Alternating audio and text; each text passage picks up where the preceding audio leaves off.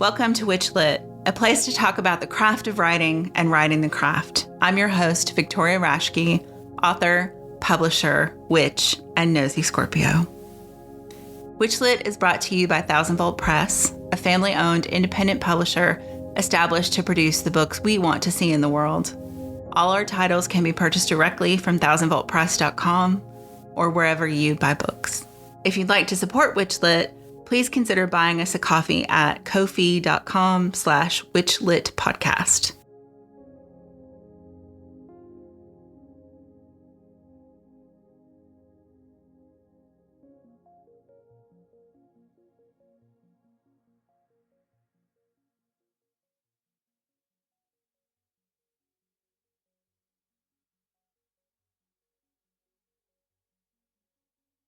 An apothecarist and wort cunner, Kamden Cornell has an avid love for plants of all kinds. As a bioregional animist and folk witch, they specialize in using the plants around them for their herbal and magical craft. As a non-binary gay queer, the outsider perspective is important to them, and they are deeply drawn to invasive species, which have been much maligned and persecuted. That working relationship spurred the creation of The Tameless Path, unleashing the power of invasive plants in witchcraft. Kamden also teaches classes on foraging, survival, and field herbalism in the Sandia Mountains east of Albuquerque, New Mexico, as well as classes on tarot, alchemy, and witchcraft practices. They own a small witchcraft-based business called Heart and Vine Apothecary that focuses on herbal remedies and ritual goods.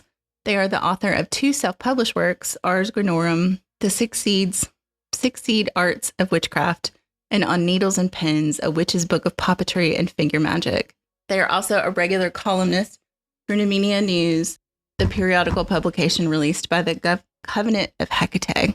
Kamden Cornell, welcome to WitchLit. Hi. Thanks for having me.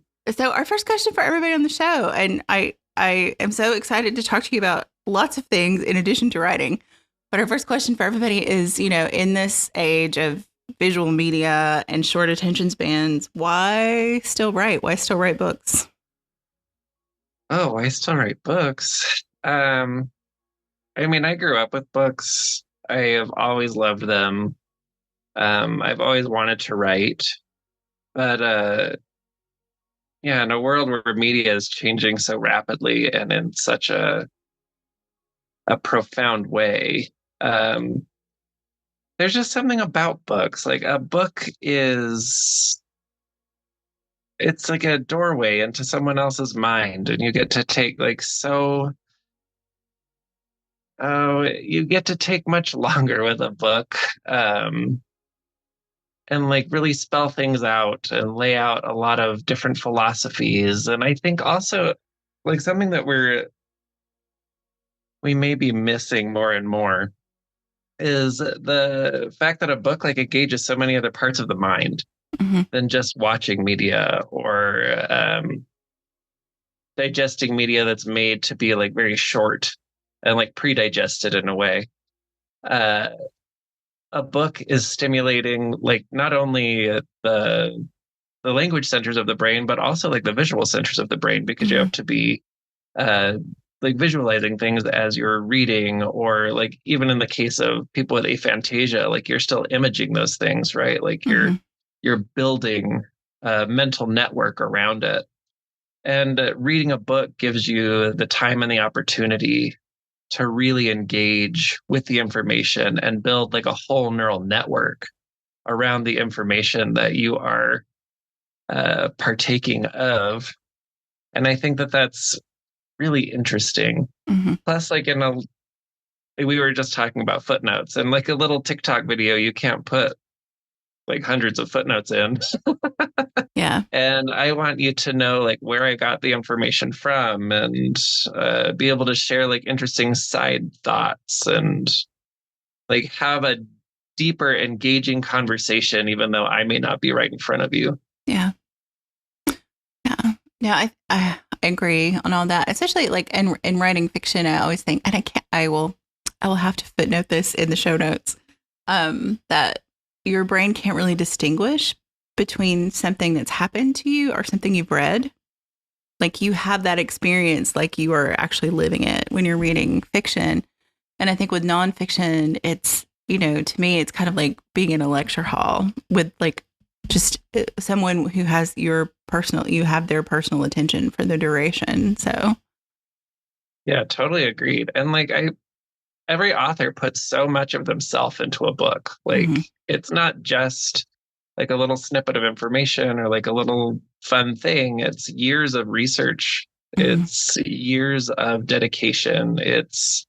And not to say that that's not possible with social media posts and stuff, because it absolutely is. But I don't know. There's just something weighty and deep about a book. Like, you're at the edge of the known and the unknown, and like you're going on an adventure, even if it is a nonfiction book. Like, yeah, you're in it for the adventure. exactly. Well, and I feel like I know it's funny. Kamden and I were talking about this before too. We started recording that, there's a lot of kind of 101 witchcraft books on the market. And because that's how a lot of people come to witchcraft, is through a book. Like, each book is the door for someone maybe to walk into this world. And, but even in reading those, even though in many cases it feels like they're covering the same territory, you're still getting that person's perspective. And it's always a little different. Yeah.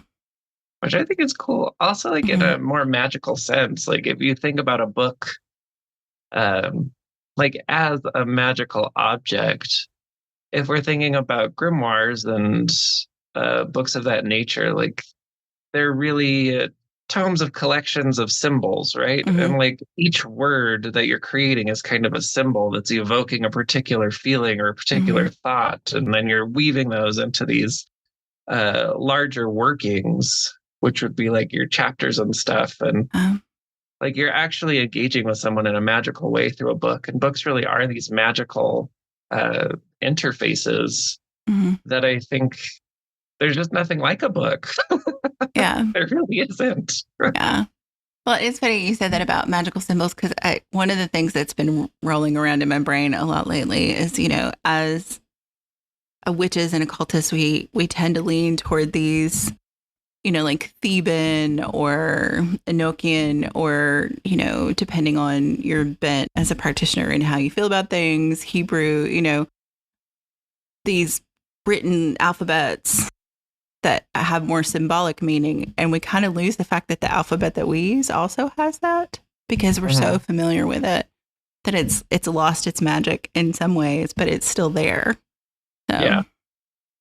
No, totally. And engaging with it in that way, I think, is really interesting. Yeah. Yeah. Read a book. Read a book. This is our 10-second or 10-minute ad for go read a book. So speaking of books, you published 2 books yourself before you published Tameless Path with Cross. I just kind of wanted to talk about your, I guess, journey to publishing your work and what that was like for you. Yeah, with the self-published stuff. So the first book I wrote was Ars Grimorum, The 6 Seed Arts of Witchcraft. And that's really like personal reflections on witchcraft, and like how I was developing at the time, and like a lot of thoughts that I had distilled down into like these 6 categories that one could focus in. My brain does not want to bring them all up right now, but it was like veneration, hedgecraft, spellcraft, which I called thaumaturgy, and it was an interesting exploration for myself that I wanted to share with people because I thought it was cool. And then the self-publishing aspect of that was all right. Yeah.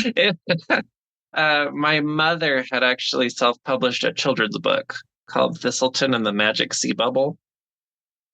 Super, super cute. But she had just bought like a bunch of ISBNs. And so she was like, oh, you want to publish that? Here's an ISBN. And so she just tossed me one, which was really great.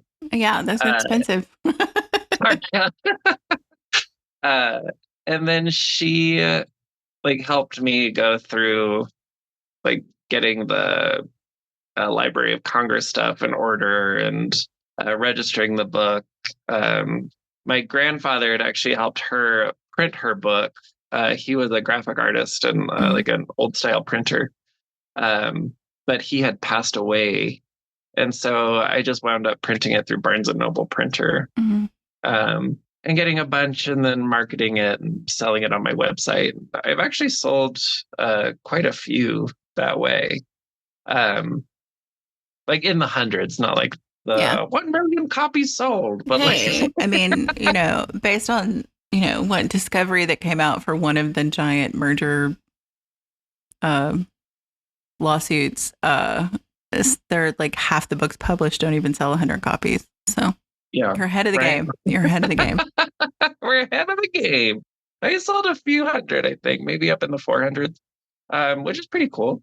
And then on Needles and Pins, that was an interesting one because I was just talking to my friend about puppets and like figure magic. And then she was like, oh, you should write a book about this. I was like, you know what? I should. And so I did. And I shipped that one to a couple of like larger publishers, but a lot, like we were just talking about, a lot of the older publishers don't like printing, certain things. Like works on Maleficium are not always the most accepted. And this one, like on Needles and Pins, works a lot with beneficium and healing and like using puppets in that way, but also like, they have been often used for malefic purpose. Right. And so there is a lot of that in that book as well. And so it was a little glitchy getting it out there. So I self-published. After running a Kickstarter, and a lot of people on Kickstarter were super interested in it.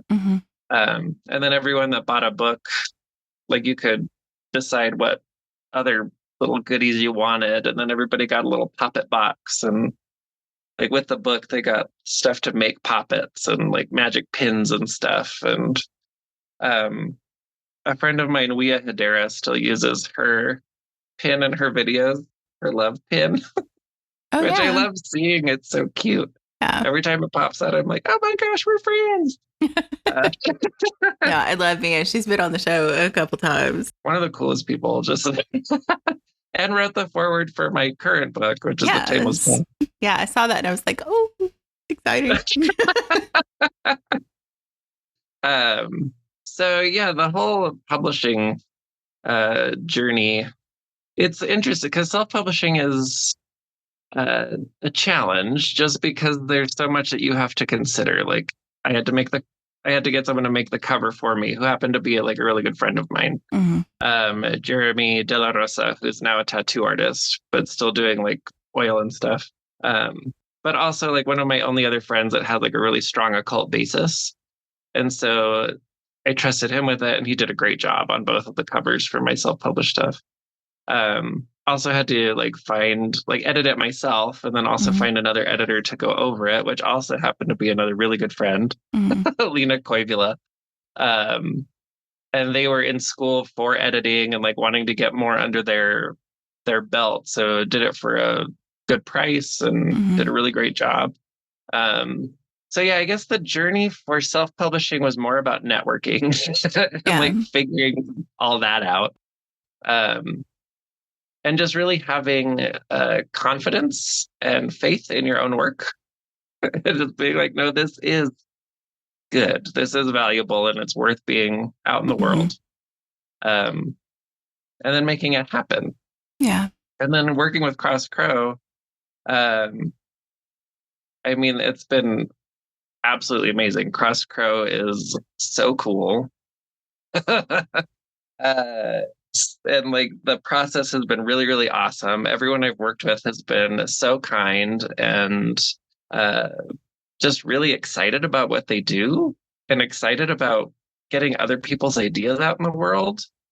And the Malloway brothers have like this beautiful vision for how occult publishing can be. And they've found a team of people that believe in the same way and are just as dedicated. And everyone that works there is so talented. Like, I'm just blown away by the whole process with Cross Crow. Yeah. Boy, is it easier to have someone do all that heavy lifting for you on the publishing side. Really is. I love just finishing a manuscript and being like, here you go. Yeah. I hope you enjoy it. I think one of the things that people who aren't in publishing would find interesting about self-publishing is how much, writers really don't come equipped to do all of the things that are required to get a book out in the world. And like you said, it becomes a group project, hopefully with people you know and trust. But sometimes you have to take a leap and find an editor you don't know or something. And I think it's, it's an adventure in its own right, but not one to be taken lightly, I think. Yeah, definitely. I mean, you can just push publish on Amazon or wherever you publish, but that's not going to best represent your work, I think. No, not at all. Like, if I didn't have Lena helping me, like, both of those first books would have been a convoluted mess, really.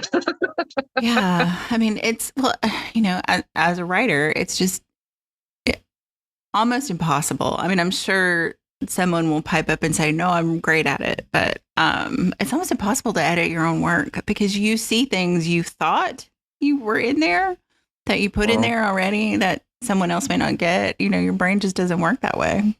Yeah. And like my brain has already seen that mistake 500 times and hasn't seen it yet. So yeah, probably not gonna. Yeah. And I mean, I'm sure somewhere in the world there's a clean final manuscript that has no typos and no mistakes and no anything in it. I've yet to find one, but I'm sure they exist. But yeah, like, in regular publishing, 10 people can look at that and it can still make it through to the final print. So, yeah, I noticed a couple of things in even the Cross Crow book where there was just a couple of really minor mistakes, but it went through I reread it 3 times and my editor reread it 3 times. And then it went through layouts and, and everybody missed those minor little things. And it just happens.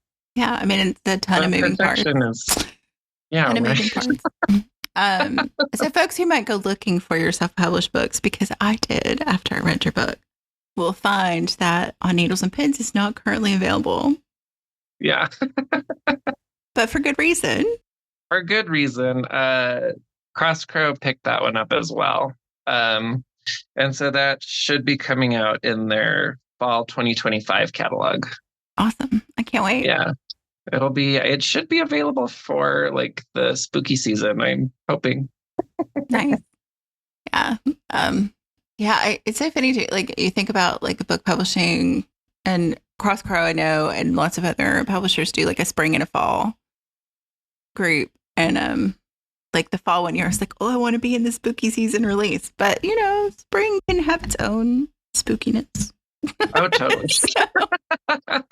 It's a liminal time too. It's a liminal time. There's a lot of lore about, the springtime and fairies and being stolen and yeah.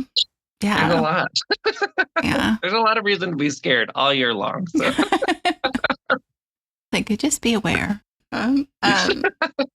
So I want to talk about your book that will have been out for a little bit when people finally hear this, but The Tameless Path deals with a subject near and dear to my heart, invasive plants.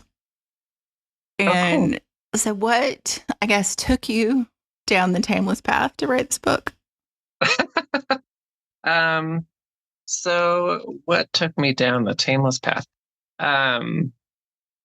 Honestly, so I've told this story a few times, but I think it is how I started. My first herbal mentor, her name is Bernadette. She's a curandera here in Albuquerque. And I met her when I was going through massage school, and we just became really close. And so I started learning with her on my own. And one of the first things she ever taught me was that the medicine you need grows near to you. Mm-hmm. She said, open your front door and the medicine you need will be right there.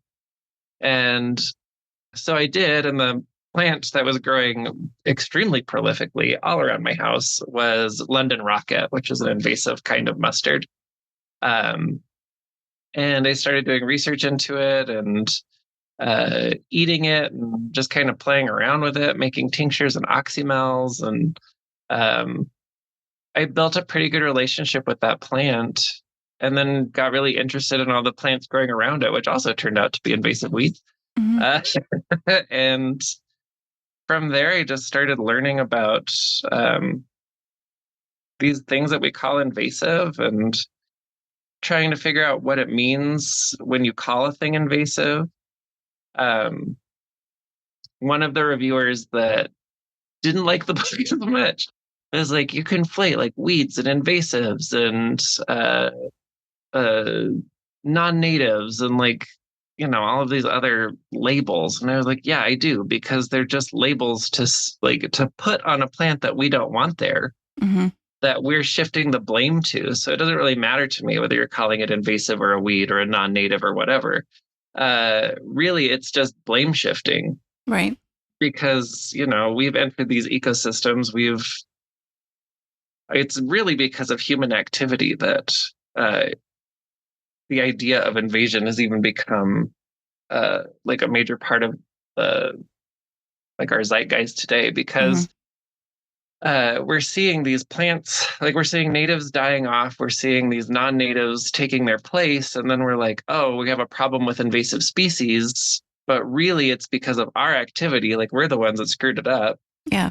And now we are shifting the blame to these invasives of various sorts, and then doing these giant pushes to just eradicate them, pull them out, and destroy these enormous swaths of land to get rid of like invasive plants. And I don't know, like the whole thing just drives me insane.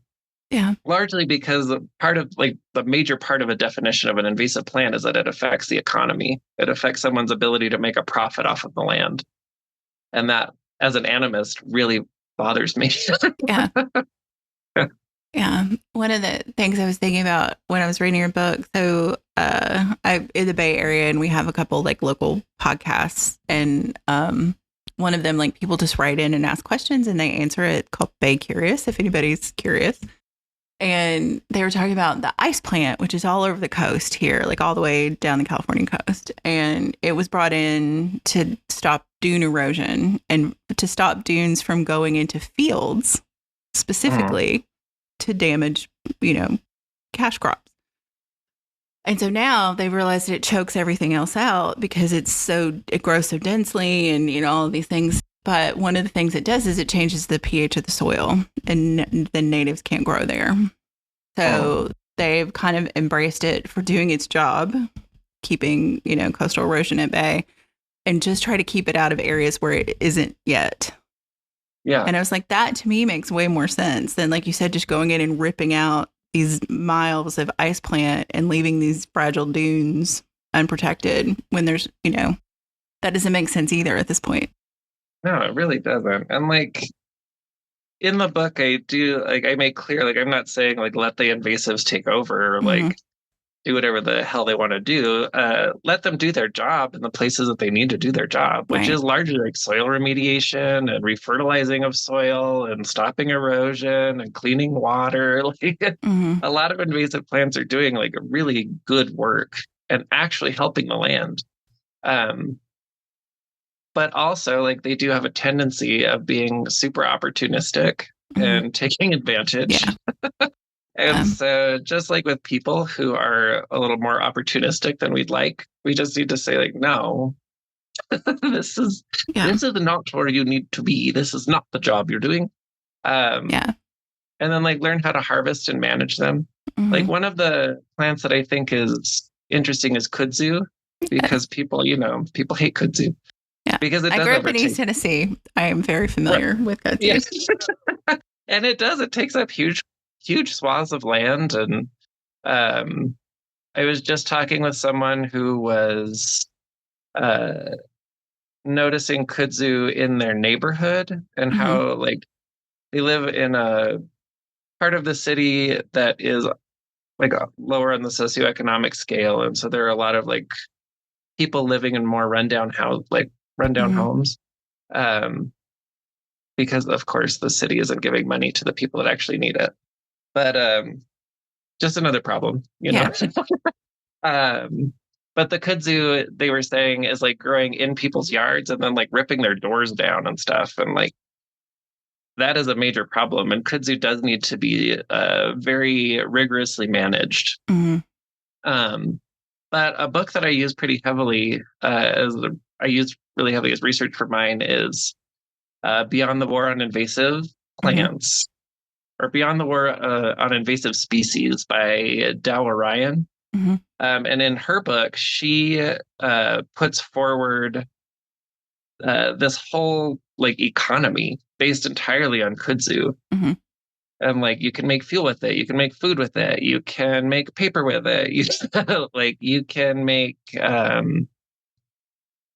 like all kinds of stuff. You can make baked goods with it. Like it's this it's really completely amazing, edible. Yeah.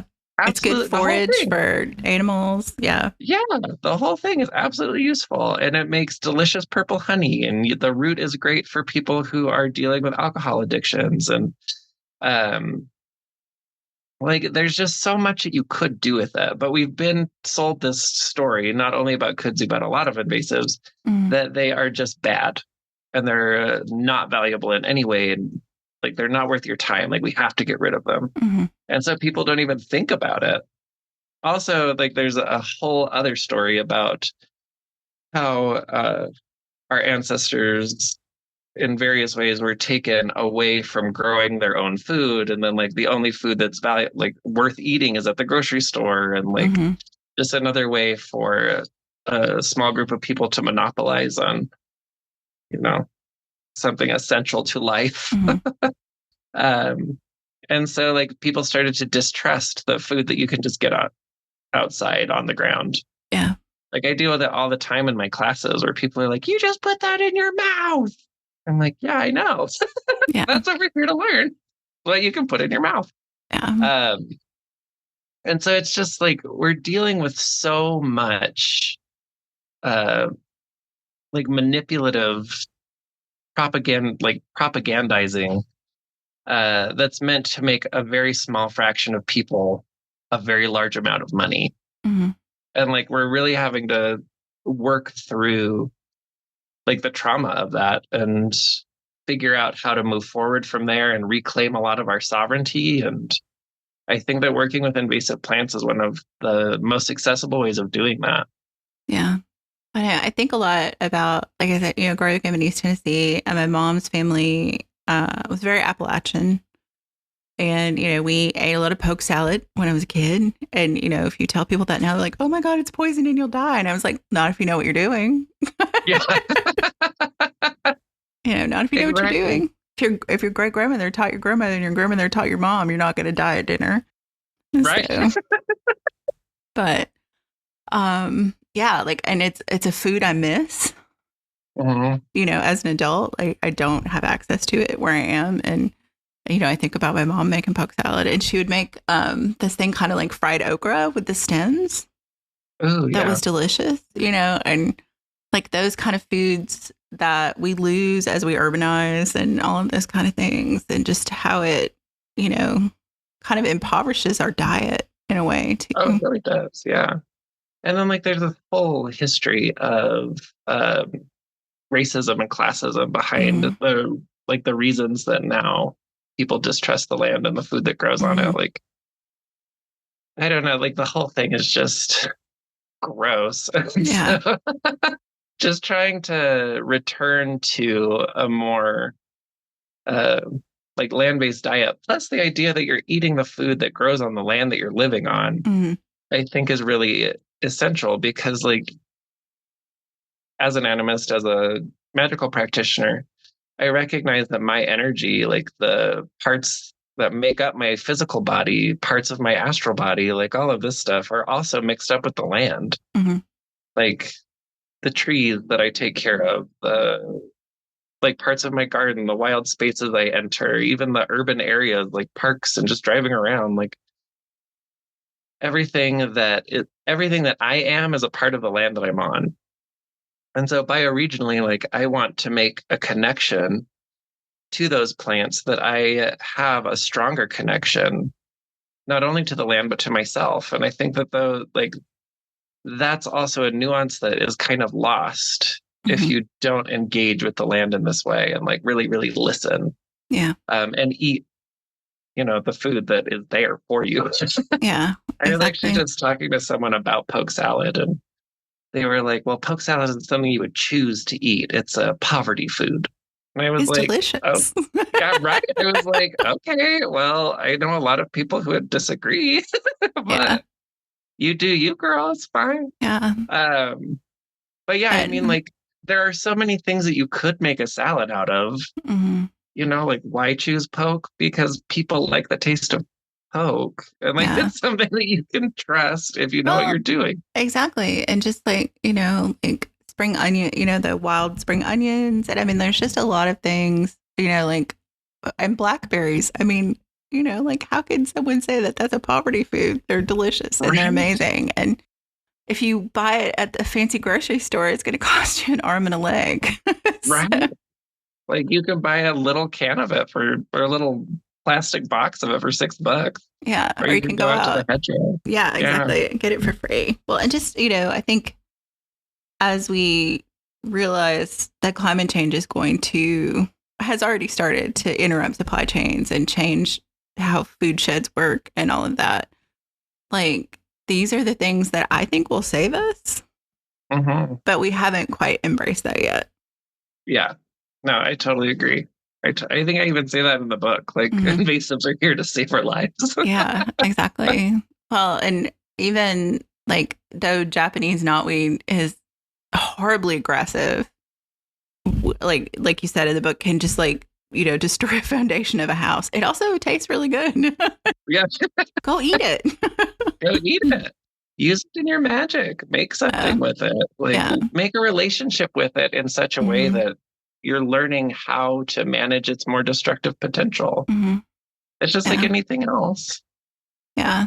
Well, it's funny, moving from Tennessee to California, like, one of the trees that gets planted where I am as a street tree, which I find fascinating, are magnolias. Like the big, white flowered ancient magnolia.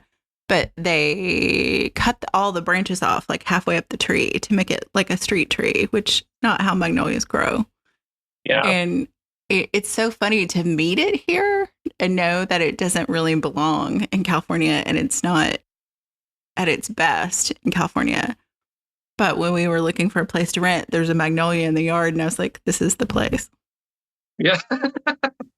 Like, I don't appreciate what they've done to it, poor magnolia tree, but it's still trying to grow. It's still trying to live in this place it doesn't belong. So, and you had like a relationship with it from where you came from. And like, I think that's also really important. And like, with the idea of poke salad, like, that's something that a lot of people did grow up with. And like, it's a part of an ancestral heritage, and it's a connection to like the spirits of the past. And like, if that's something that like nourishes you and empowers you, like, that's fucking cool. And like, I'm not going to denigrate you eating poke, especially because poke is actually pretty okay.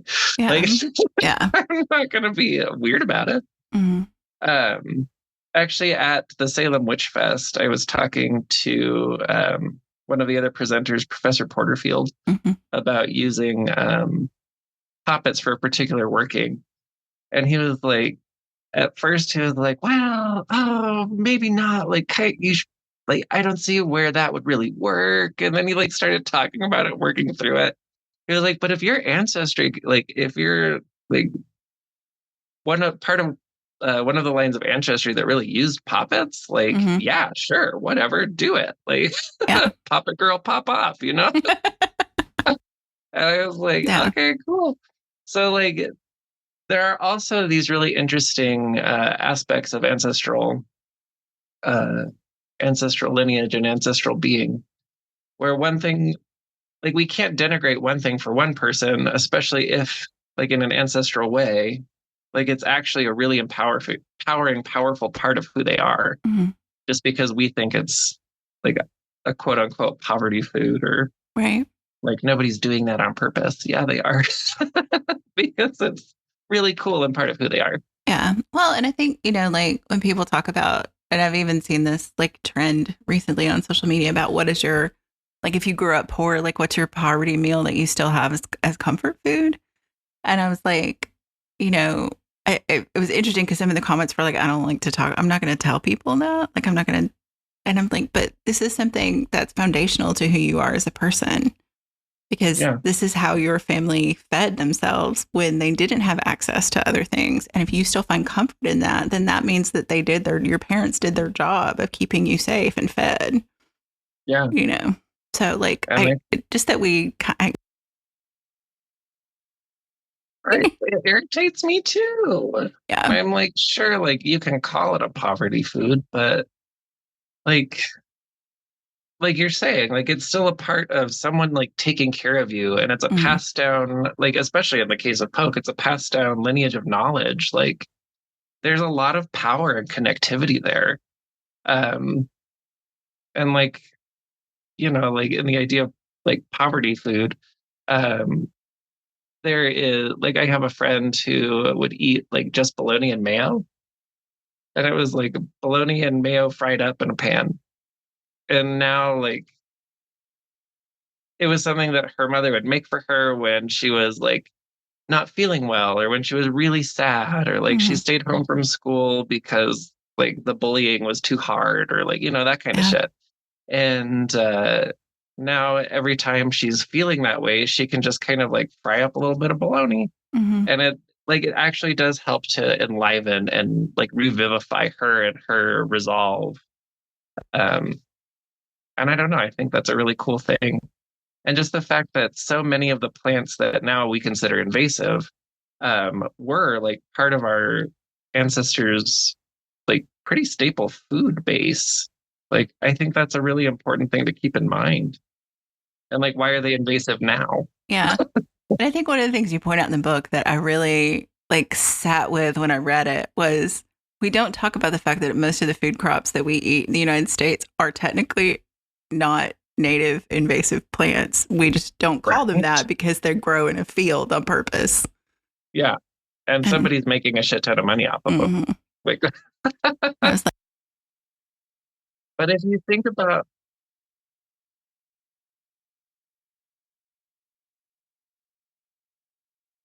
yeah,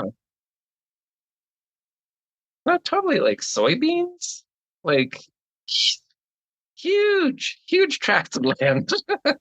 Right. Soybean.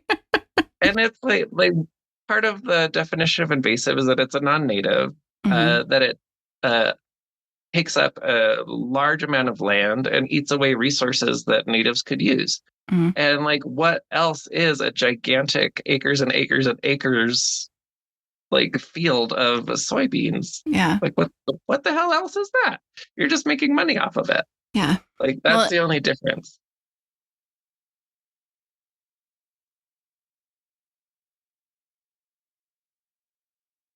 Yeah.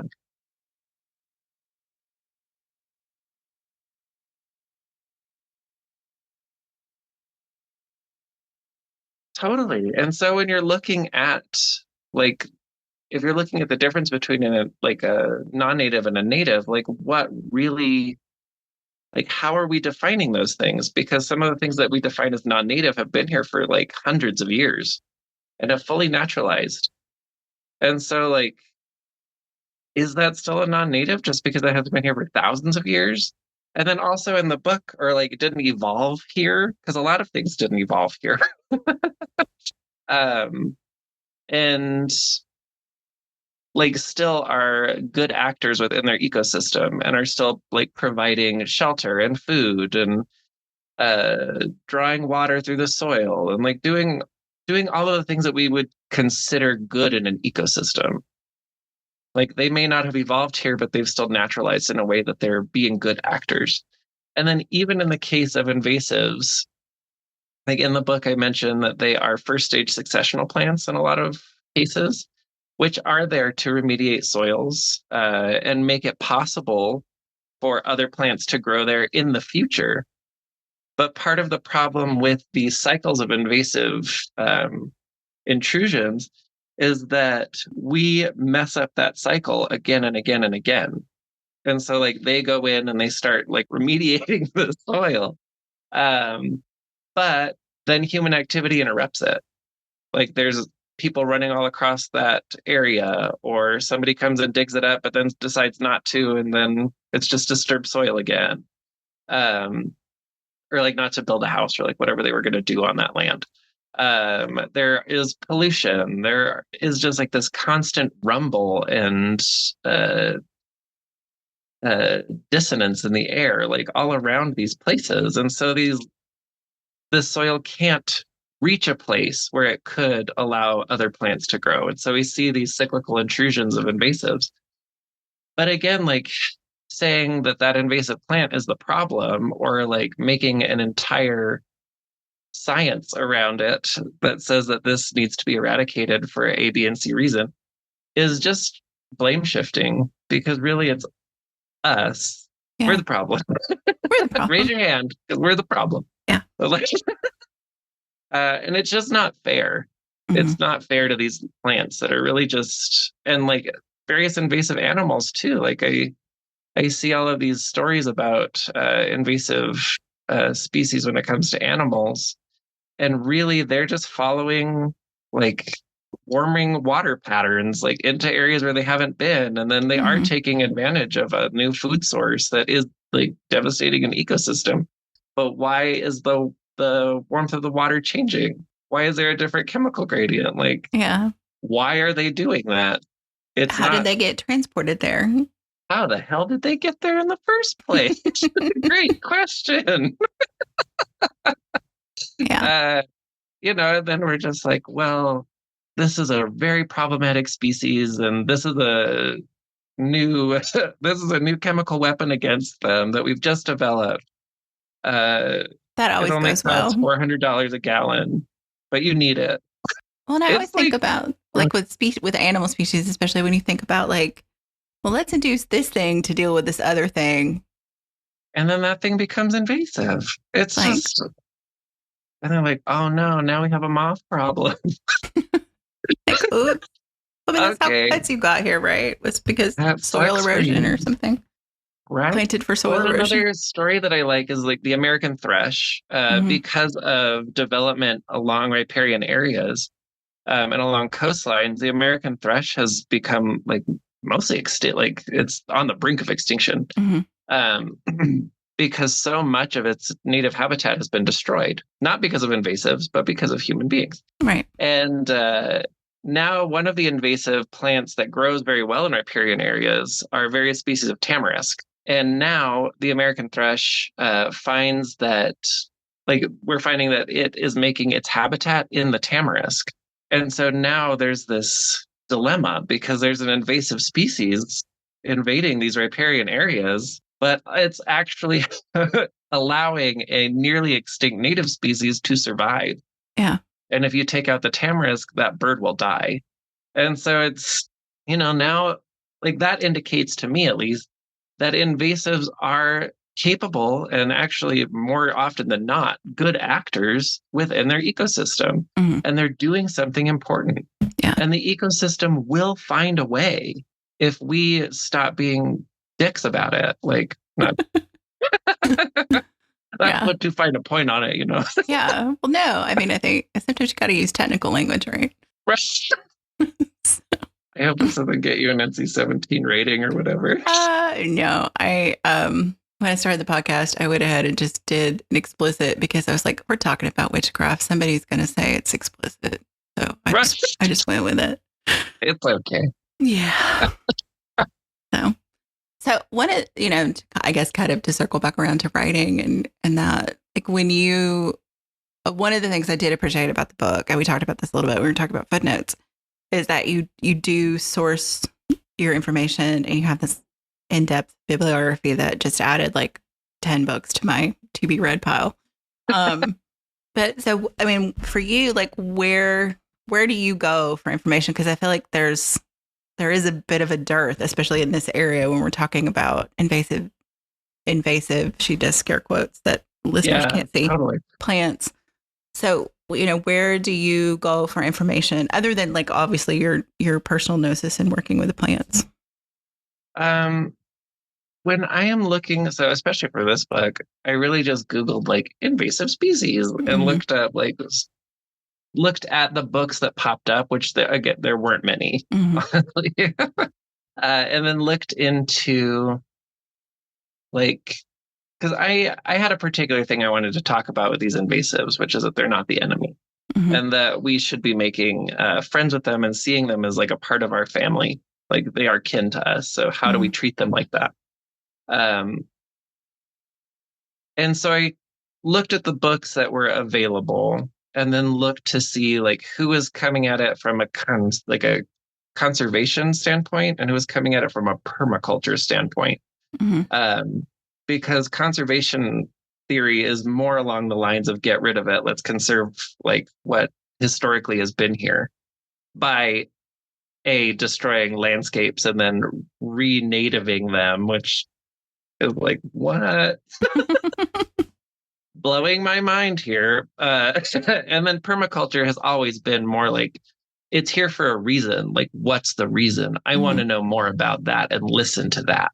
And so I did look for more permaculture based books. And the two that really like stood out to me were Beyond the War on Invasive Species and The New Wild. And then from there, I looked at their bibliographies. Like you know, if someone has a meaty bibliography, definitely look through it because it's like if you're interested in that topic, they have that meaty bibliography because they're also interested in that topic, and they're going to have a lot of good sources. And so I went through a lot of their sources and a lot of the articles that they were referencing, I went and found and read through myself. And JSTOR is a great place for that because even if you're working outside of a university, if you have a Google account, I'm pretty sure it's just Google. Maybe there's others. I'm not sure. But you can get like 100 articles per month for free. And that's really cool. And so I was just downloading article after article. like, and just really reading through it. But I think when it comes to finding resources, like look to the people that you respect and then look to the people that they respect and then find that lineage and just follow it, follow those threads, and you'll find so much information. I mean, like you said, JSTOR, and I think about like academia.edu, and there's like so many good places to get information. Archive. Oh, Internet Archive, bless them. I know they get a lot of hot water for stuff, but I don't think I could do the research I'm doing without the benefit of them having access to books that haven't been in print for, 100 years. For so long. And like I found so many like out of print, super rare books that have been fully scanned. And like I was reading through one for my recent talk in Salem on exorcism. And it was a older book about exorcism. And the initial warning was like, book has been soaked, book is severely damaged. But on Internet Archive, they had like the scan had been like remastered so you could read the whole book. And it was just so awesome. Also, I'm a DM in D&D, and they have so many old D&D books that you can't get anymore. Oh, I didn't know that. That's good to know.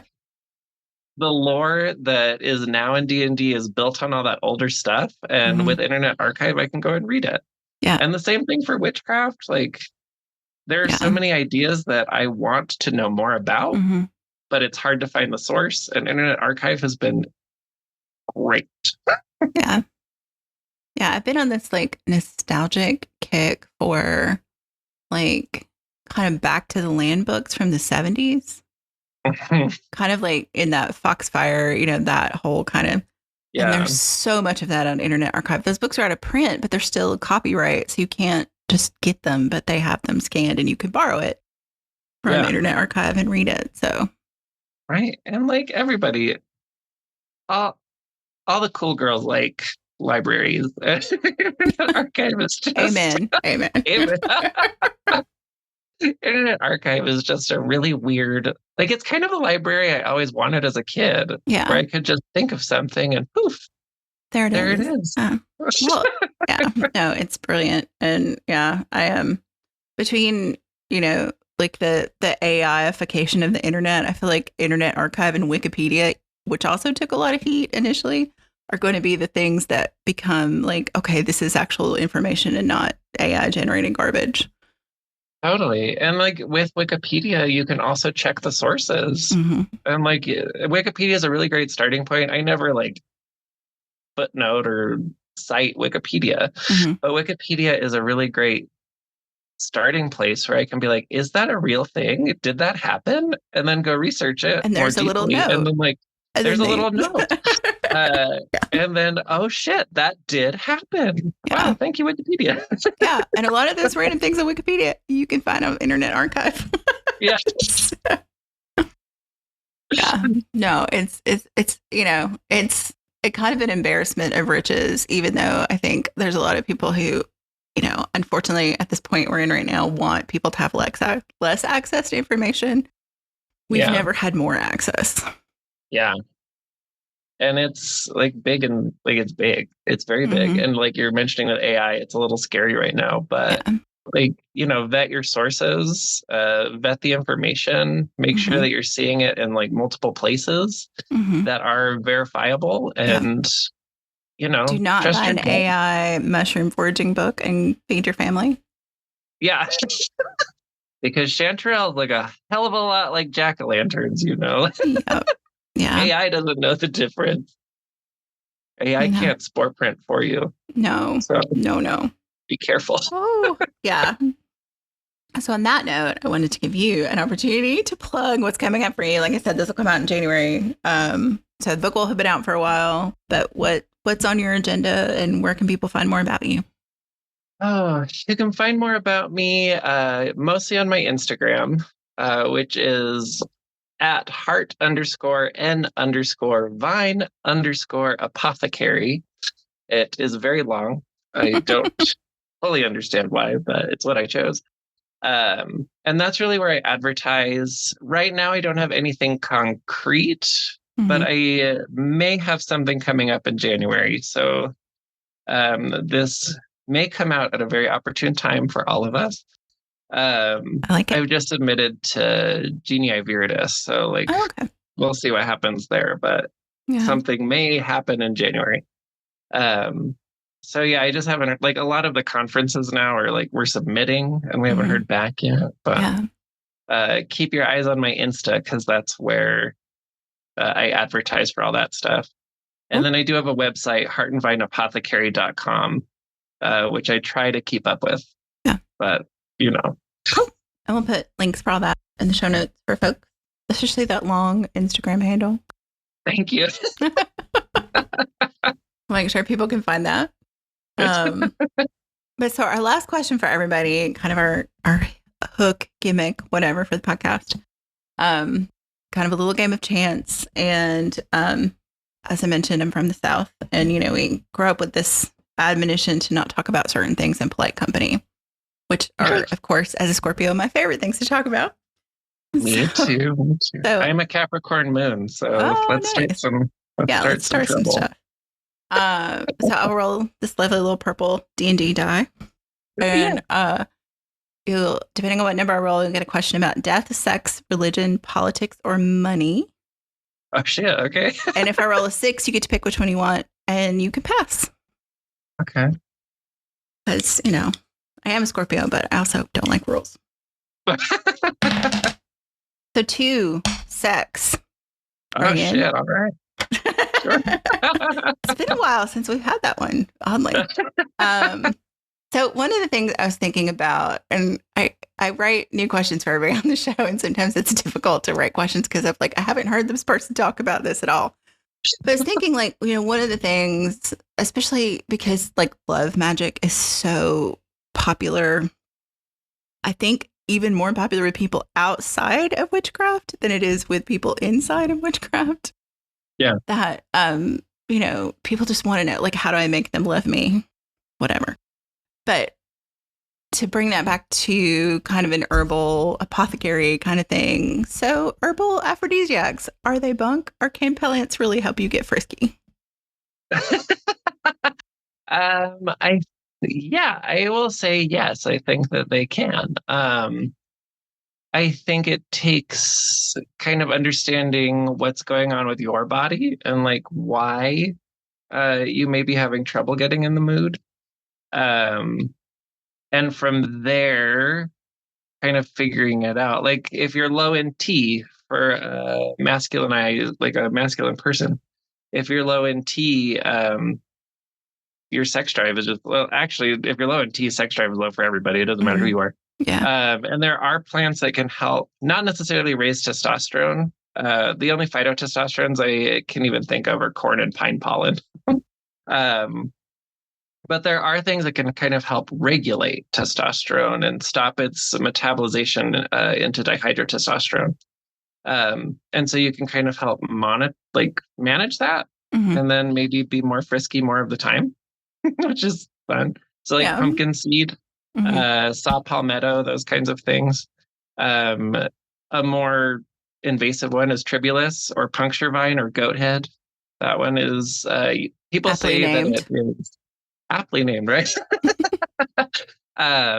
People say that the science is in and out with the testosterone bit on tribulus, but it does seem to be good at promoting the production of testosterone. It's not a testosterone itself, but the promotion of the production is awesome. And then, of course, are you too stressed out? Skullcap is great. Get in that mood there. And then Damiana is one of the ones that people use as an aphrodisiac all the time. And really that's not going to make you feel horny, but it's going to it's a mood booster. Yeah. So it really helps to elevate mood. It helps with the kidneys. It just kind of helps you feel more vital in general. Yeah. And so really understanding what's going on and then coming at it from a well thought out, nuanced direction. I think that aphrodisiacs really can help. And then things like rose and chocolate. I mean, it just makes you feel good. Get horny for chocolate. It just makes you feel good.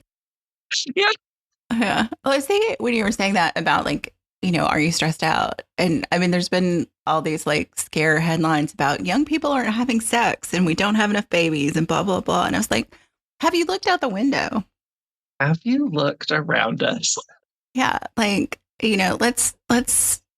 yes, perhaps endocrine disruptors and microplastics and all of that things are bad, but have you just looked at how stressed people are? Have you looked stressed?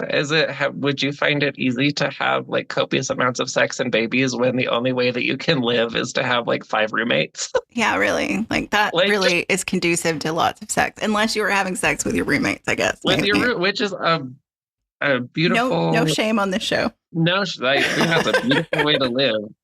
I feel like most people are roommating because that's the only way to survive. Yeah. Yeah. And then I don't know. It's just wild. But yeah, I'm interested. I like that I got the sex question because a lot of what I've been my recent work is more in the realm of the erotic and desire, and thinking of the erotic as a primordial force and dealing with Eros as a primordial god, which a lot of my work coming up is going to be about.